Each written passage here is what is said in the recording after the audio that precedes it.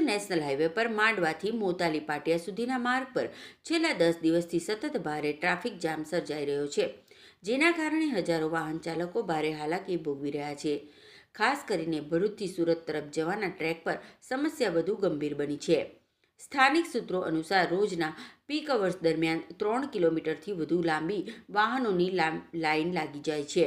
નોકરિયાત વર્ગ, ખાનગી કંપનીઓમાં કામ કરતા કર્મચારીઓ, સ્કૂલ બસો તથા એમ્બ્યુલન્સ જેવા ઇમરજન્સી વાહનોને પણ લાંબા સમય સુધી અટવાવું પડે છે.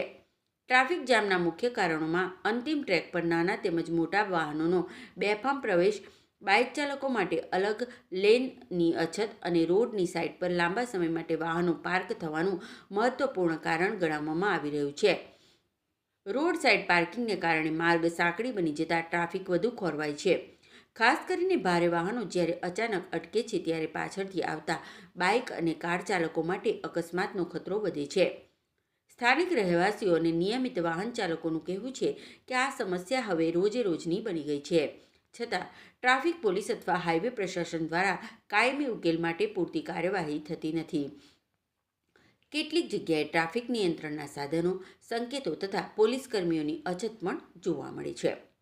લોકોમાં વધતા જતા રોષ વચ્ચે માંગ ઉઠી રહી છે કે ભરૂચ-સુરત ટ્રેક પર તાત્કાલિક ટ્રાફિક મેનેજમેન્ટ માટે વધારાનો સ્ટાફ મૂકવામાં આવે, રોંગ સાઇડ પાર્કિંગ પર કડક કાર્યવાહી કરવામાં આવે તેમજ નાના મોટા વાહનો માટે સ્પષ્ટ લેન વ્યવસ્થા અમલમાં મૂકવામાં આવે, જેથી રોજિંદા મુસાફરોને રાહત મળી શકે.